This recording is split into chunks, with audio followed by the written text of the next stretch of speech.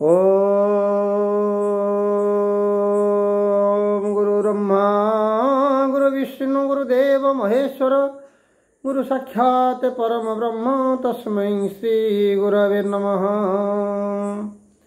ओम नारायणं नमस्कृत्य नरो चैव नरोत्तमं देवीं सरस्वती व्यासं ततो जयमुदीरयेत्।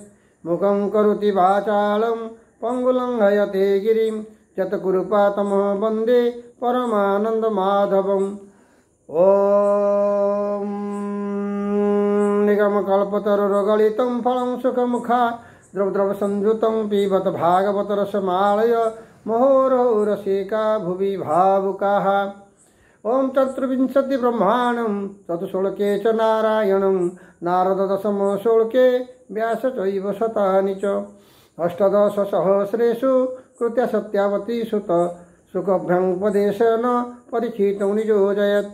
सुख परीक्षित संवाद नारद वसुदेवयो कविनमि च संवादम् अवधूतं जदुराजनं कृष्ण उद्धव संवादं सुत शौनकमुनिनां एतानि षड्संवादं भगवद्भावुका जना नां तिष्ठामि वैकुण्ठे योगिनां हृदयेन च मदभक्ता तत्र गायन्ति तत्र तिष्ठामि नारद। ओम हरिः ओम मदभक्ता तत्र गायन्ति तत्र तिष्ठामि नारद। जीवन रे जेपरि बंचिबा पाई आमे जेपरि विभिन्न प्रकार ज्ञान कौशल वैषयिक शिक्षा राजनीति शिक्षा धर्मनीति शिक्षा विभिन्न प्रकार शिक्षा को आपणे नहींचे ठीक से परी जीवन सार्थक पाई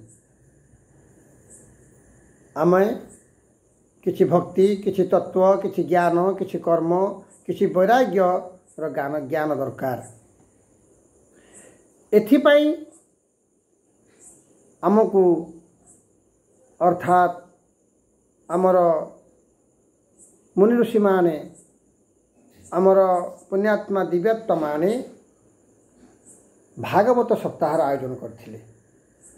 ये भागवत सप्ताह 18,000 श्लोक 335 अध्याय को 7 दिन भितरे शेष करथिले।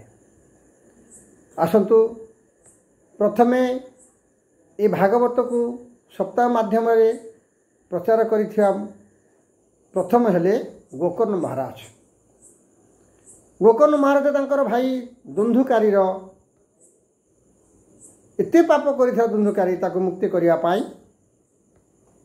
भागवत सप्ताह आयोजन करथिले।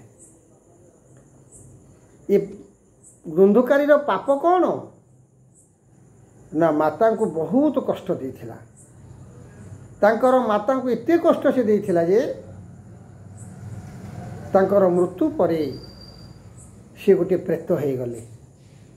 से प्रेत को गोकर्ण जो शुणिले भाईंकर मृत्यु होइछि से प्रेत को गंगारे नहीं श्राद्ध देले तथापि प्रेत जोनि से मुक्ति पाइले ना।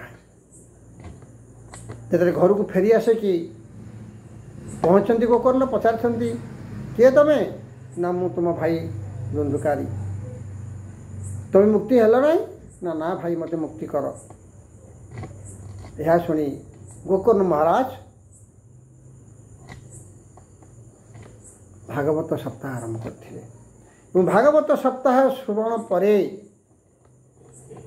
गोटे गोटे गोटे गोटे गंठी हिसाब से साम कहुए 7 गंठिया 62 पोता गला दिन गोटे गंठी पिटिला अर्थात आमर जो 7टी रिपु अच्छी 16 रिपु आउ गोटे रिपु 7टी अच्छी काम क्रोध लोभ मोह मद मत्सर अहंकार मिशी 7 दिन 7टी गंठी अर्थात 7टी जाकर ताकर जो रिपु बा शत्रु विनाश हेले एवं देवजान आसी पहुँचला वैकुंठ प्राप्त हेले।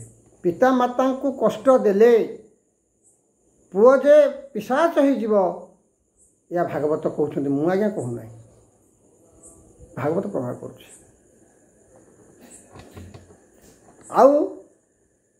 भागवत सप्ताह किए करथिला आज्ञा ना सुखदेव गोस्वामी सुखदेव महाराज परीक्षित महाराज को ब्रह्मशापरू मुक्ति करने ब्रह्मशाप आज्ञा एमती सेमती साप नुह ब्रह्मशापरू मुक्ति करने भागवत सप्ताह आरंभ करथिले केबे ना गोकर्ण आरंभ कले श्रावण मासर नवम शुक्लपक्ष नवमी आरंभ कले श्रावण पूर्णिमा शेष कले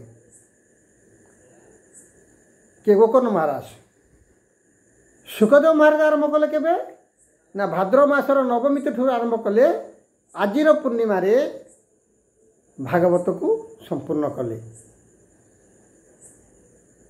सुखदेव गोस्वामी परीक्षित महाराज ब्रह्मशापरू मुक्ति देवाई भागवत श्रवण करते आज्ञा कितने बड़ ग्रंथ भागवत ये भगवान वाङ्मय मूर्ति भगवान ता भीतर विजय करिसेंती सुंदर श्लोकटी लिखाई अर्थयं ब्रह्मसूत्राणं सर्वोपनिषदामपि गायत्री भाष्य रूपशौ श्रीमद्भागवताद्विदः सर्ववेद इतिहासं सारसारं समुद्धृतं स्वतं संश्रावयमास महाराज परीक्षितम। हे राजा महाराज परीक्षित ये जो भागवतर कथा कहगला ये भागवत को कौन सी मनुष्यर साध्य नहीं लेखिबाकू। श्रीमद् भागवत होची ब्रह्मसूत्र उपनिषद मानकर अर्थ गायत्री भाष्य अच्छी आउ ब्रह्मसूत्र रही जो गायत्री भाष्य रही एवं वेद मानकर सार सार कथा को उद्धृत करा जाइछि। सारं सारं समुद्धृत सार कथा को उद्धृत करा जाइछि एवं मुत भागवत को कौन सी मनुष्य लिखिबार साध्य भितर नहीं। करुणा वरुणावलय भगवान सचिदानंद रूपाय भगवान को पचारिले उद्धव कले प्रभु कलिजुग आपणकर जन्म हम ना ना नाई ना कहीं जन्म हम ना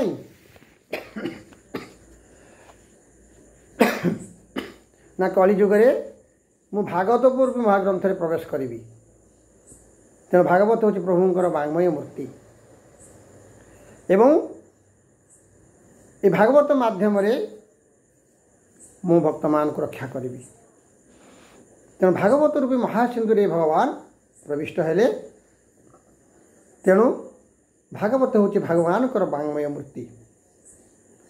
भागवत को द्वादश स्कंद लिपिबद्ध करागला 21 स्कंद लिखिले जगन्नाथ दास द्वादश स्कंद त्रयोदश स्कंद लिखिले द्वारिका जगन्नाथ दास कि द्वादश